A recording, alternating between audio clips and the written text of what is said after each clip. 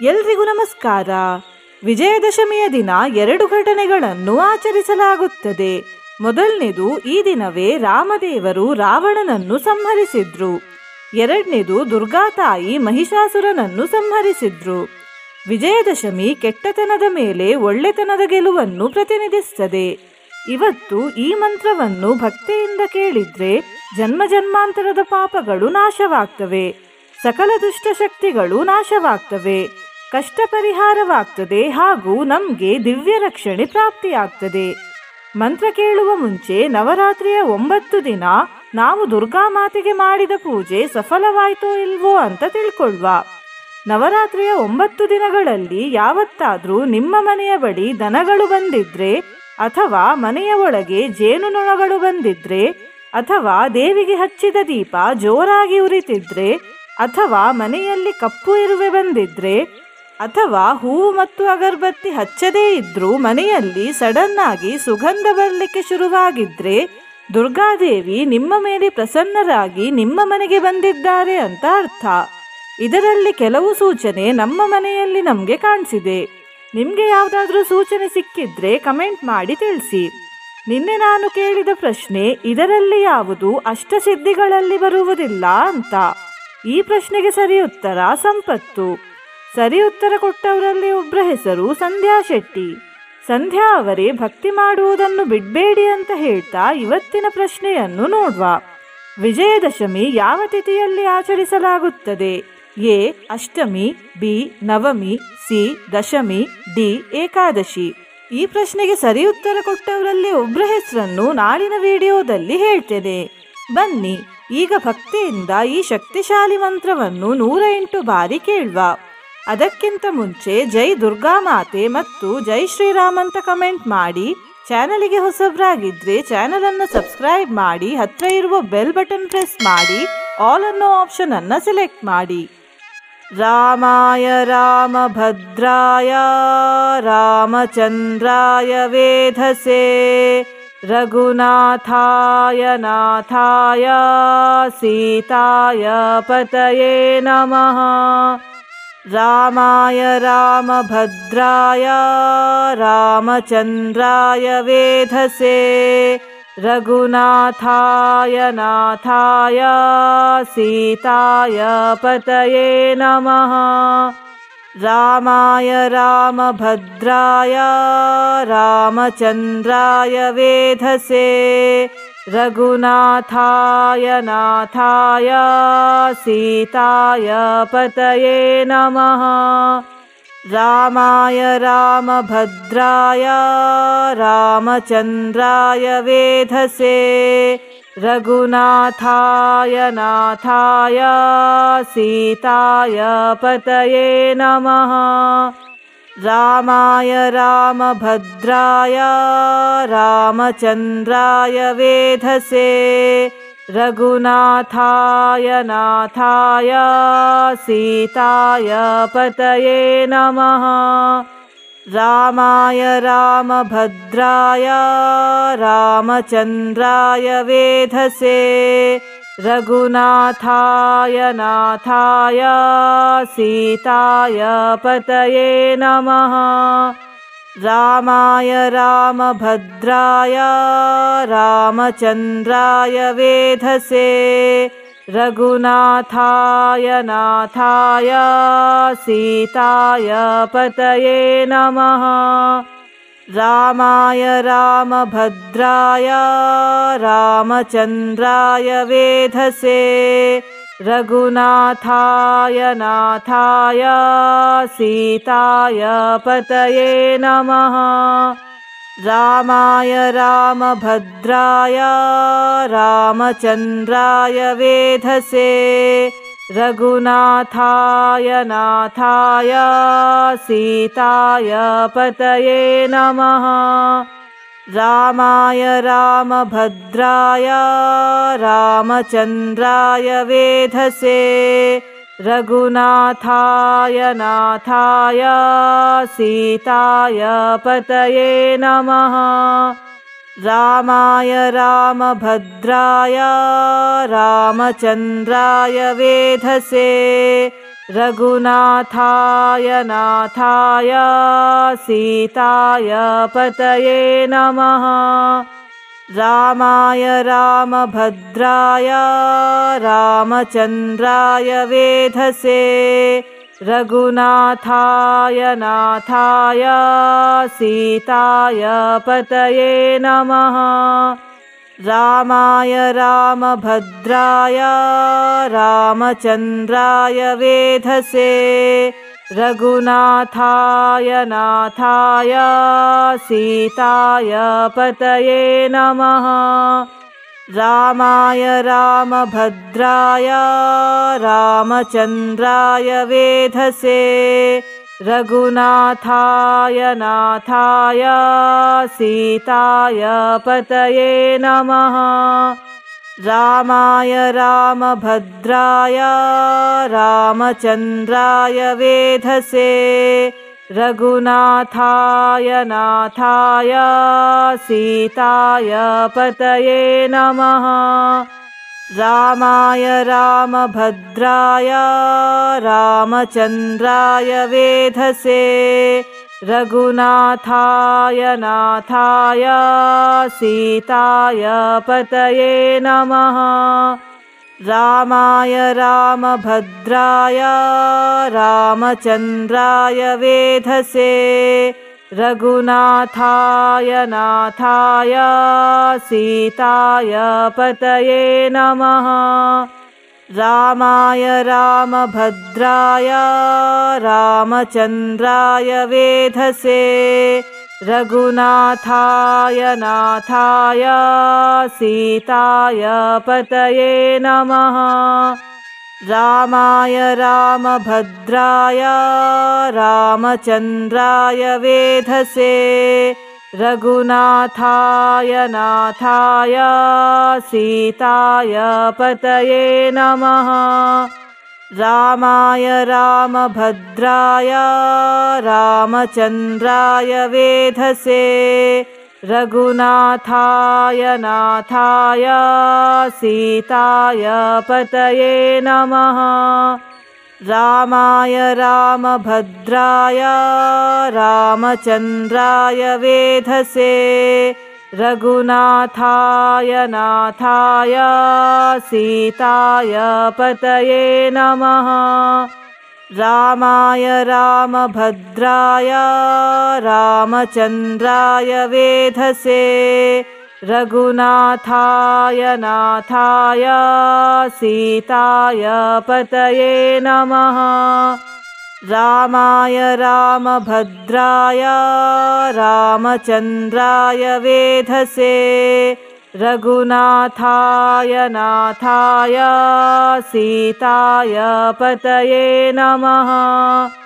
रामाय रामभद्राय रामचन्द्राय वेधसे रघुनाथाय नाथाय सीताय पतये नमः।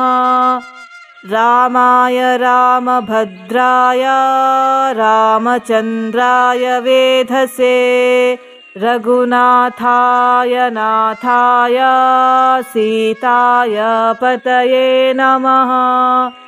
रामाय रामभद्राय रामचन्द्राय वेधसे रघुनाथाय नाथाय सीताय पतये नमः। रामाय रामभद्राय रामचन्द्राय वेधसे रघुनाथाय नाथाय सीताय पतये नमः। रामाय रामभद्राय रामचन्द्राय वेधसे रघुनाथाय नाथाय सीताय पतये नमः। रामाय रामभद्राय रामचन्द्राय वेधसे रघुनाथाय नाथाय सीताय पतये नमः। रामाय रामभद्राय रामचन्द्राय वेधसे रघुनाथाय नाथाय सीताय पतये नमः। रामाय रामभद्राय रामचन्द्राय वेधसे रघुनाथाय नाथाय सीताय पतये नमः। रामाय रामभद्राय रामचन्द्राय वेधसे रघुनाथाय नाथाय सीताय पतये नमः। रामाय रामभद्राय रामचन्द्राय वेधसे रघुनाथाय नाथाय सीताय पतये नमः। रामाय रामभद्राय रामचन्द्राय वेधसे रघुनाथाय नाथाय सीताय पतये नमः। रामाय रामभद्राय रामचन्द्राय वेधसे रघुनाथाय नाथाय सीताय पतये नमः। रामाय रामभद्राय रामचन्द्राय वेधसे रघुनाथाय नाथाय सीताय पतये नमः। रामाय रामभद्राय रामचन्द्राय वेधसे रघुनाथाय नाथाय सीताय पतये नमः। रामाय रामभद्राय रामचन्द्राय वेधसे रघुनाथाय नाथाय सीताय पतये नमः। रामाय रामभद्राय रामचन्द्राय वेधसे रघुनाथाय नाथाय सीताय पतये नमः। रामाय रामभद्राय रामचन्द्राय वेधसे रघुनाथाय नाथाय सीताय पतये नमः। रामाय रामभद्राय रामचन्द्राय वेधसे रघुनाथाय नाथाय सीताय पतये नमः। रामाय रामभद्राय रामचन्द्राय वेधसे रघुनाथाय नाथाय सीताय पतये नमः। रामाय रामभद्राय रामचन्द्राय वेधसे रघुनाथाय नाथाय सीताय पतये नमः। रामाय रामभद्राय रामचन्द्राय वेधसे रघुनाथाय नाथाय सीताय पतये नमः। रामाय रामभद्राय रामचन्द्राय वेधसे रघुनाथाय नाथाय सीताय पतये नमः। रामाय रामभद्राय रामचन्द्राय वेधसे रघुनाथाय नाथाय सीताय पतये नमः। रामाय रामभद्राय रामचन्द्राय वेधसे रघुनाथाय नाथाय सीताय पतये नमः। रामाय रामभद्राय रामचन्द्राय वेधसे रघुनाथाय नाथाय सीताय पतये नमः। रामाय रामभद्राय रामचन्द्राय वेधसे रघुनाथाय नाथाय सीताय पतये नमः। रामाय रामभद्राय रामचन्द्राय वेधसे रघुनाथाय नाथाय सीताय पतये नमः। रामाय रामभद्राय रामचन्द्राय वेधसे रघुनाथाय नाथाय सीताय पतये नमः। रामाय रामभद्राय रामचन्द्राय वेधसे रघुनाथाय नाथाय सीताय पतये नमः। रामाय रामभद्राय रामचन्द्राय वेधसे रघुनाथाय नाथाय सीताय पतये नमः। रामाय रामभद्राय रामचन्द्राय वेधसे रघुनाथाय नाथाय सीताय पतये नमः। रामाय रामभद्राय रामचन्द्राय वेधसे रघुनाथाय नाथाय सीताय पतये नमः। रामाय रामभद्राय रामचन्द्राय वेधसे रघुनाथाय नाथाय सीताय पतये नमः।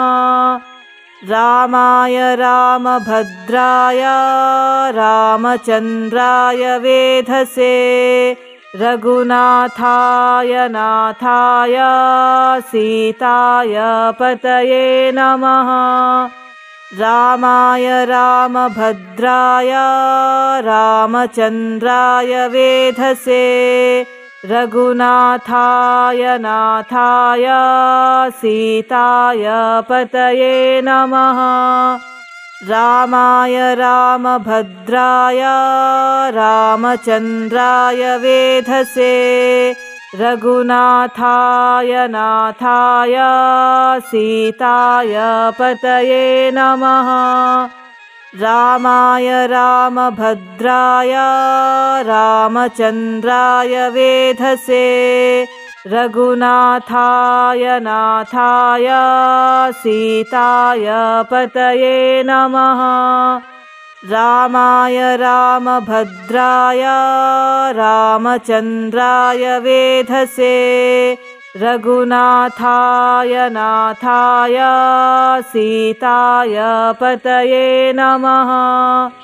रामाय रामभद्राय रामचन्द्राय वेधसे रघुनाथाय नाथाय सीताय पतये नमः।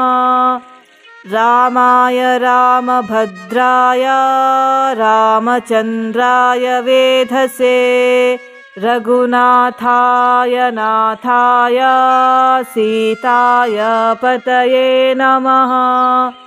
रामाय रामभद्राय रामचन्द्राय वेधसे रघुनाथाय नाथाय सीताय पतये नमः।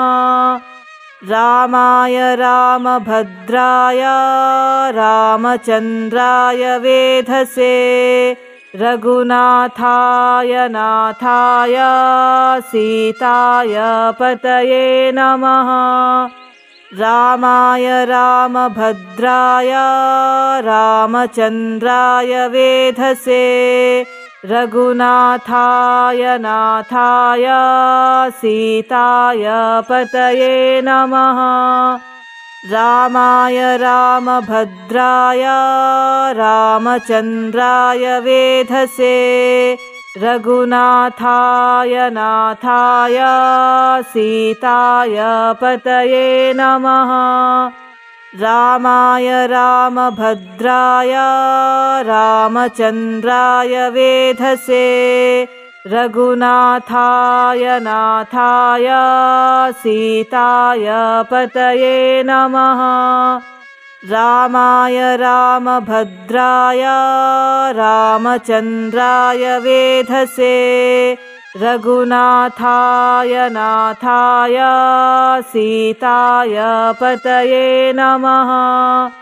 रामाय रामभद्राय रामचन्द्राय वेधसे रघुनाथाय नाथाय सीताय पतये नमः। रामाय रामभद्राय रामचन्द्राय वेधसे रघुनाथाय नाथाय सीताय पतये नमः।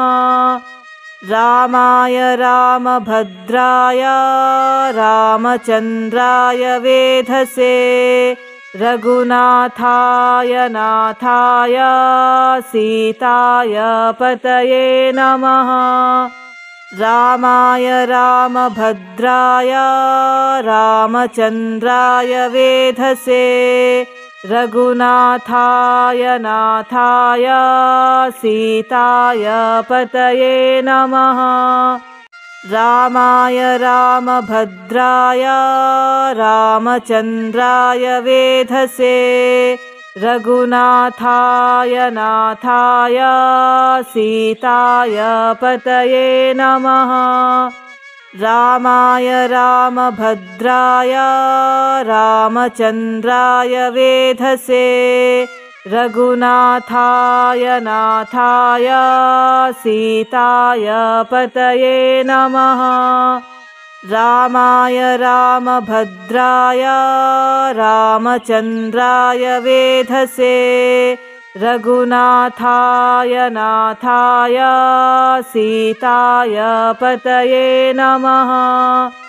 रामाय रामभद्राय रामचन्द्राय वेधसे रघुनाथाय नाथाय सीताय पतये नमः। रामाय रामभद्राय रामचन्द्राय वेधसे रघुनाथाय नाथाय सीताय पतये नमः।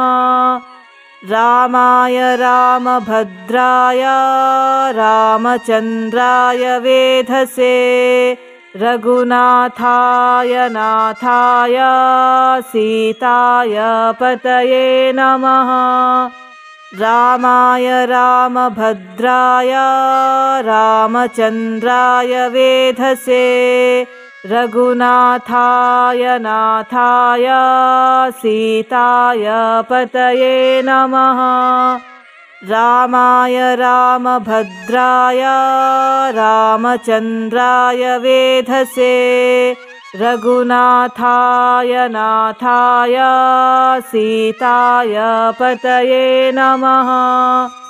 रामाय रामभद्राय रामचन्द्राय वेधसे रघुनाथाय नाथाय सीताय पतये नमः।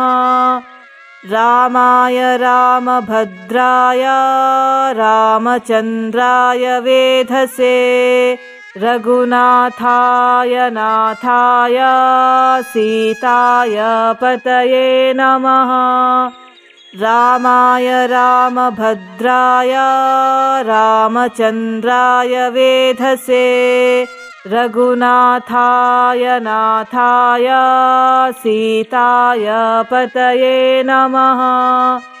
रामाय रामभद्राय रामचन्द्राय वेधसे रघुनाथाय नाथाय सीताय पतये नमः। रामाय रामभद्राय रामचन्द्राय वेधसे रघुनाथाय नाथाय सीताय पतये नमः। रामाय रामभद्राय रामचन्द्राय वेधसे रघुनाथाय नाथाय सीताय पतये नमः। रामाय रामभद्राय रामचन्द्राय वेधसे रघुनाथाय नाथाय सीताय पतये नमः। रामाय रामभद्राय रामचन्द्राय वेधसे रघुनाथाय नाथाय सीताय पतये नमः। रामाय रामभद्राय रामचन्द्राय वेधसे रघुनाथाय नाथाय सीताय पतये नमः। रामाय रामभद्राय रामचन्द्राय वेधसे रघुनाथाय नाथाय सीताय पतये नमः। रामाय रामभद्राय रामचन्द्राय वेधसे रघुनाथाय नाथाय सीताय पतये नमः। रामाय रामभद्राय रामचन्द्राय वेधसे रघुनाथाय नाथाय सीताय पतये नमः। रामाय रामभद्राय रामचन्द्राय वेधसे रघुनाथाय नाथाय सीताय पतये नमः। रामाय रामभद्राय रामचन्द्राय वेधसे रघुनाथाय नाथाय सीताय पतये नमः। रामाय रामभद्राय रामचन्द्राय वेधसे रघुनाथाय नाथाय सीताय पतये नमः। रामाय रामभद्राय रामचन्द्राय वेधसे रघुनाथाय नाथाय सीताय पतये नमः। रामाय रामभद्राय रामचन्द्राय वेधसे रघुनाथाय नाथाय सीताय पतये नमः। रामाय रामभद्राय रामचन्द्राय वेधसे रघुनाथाय नाथाय सीताय पतये नमः। रामाय रामभद्राय रामचन्द्राय वेधसे रघुनाथाय नाथाय सीताय पतये नमः। रामाय रामभद्राय रामचन्द्राय वेधसे रघुनाथाय नाथाय सीताय पतये नमः। रामाय रामभद्राय रामचन्द्राय वेधसे रघुनाथाय नाथाय सीताय पतये नमः। रामाय रामभद्राय रामचन्द्राय वेधसे रघुनाथाय नाथाय सीताय पतये नमः। रामाय रामभद्राय रामचन्द्राय वेधसे रघुनाथाय नाथाय सीताय पतये नमः। रामाय रामभद्राय रामचन्द्राय वेधसे रघुनाथाय नाथाय सीताय पतये नमः। रामाय रामभद्राय रामचन्द्राय वेधसे रघुनाथाय नाथाय सीताय पतये नमः। रामाय रामभद्राय रामचन्द्राय वेधसे। रघुनाथाय नाथाय सीताय पतये नमः। रामाय रामभद्राय रामचन्द्राय वेधसे। रघुनाथाय नाथाय सीताय पतये नमः। ಧನ್ಯವಾದಗಳು.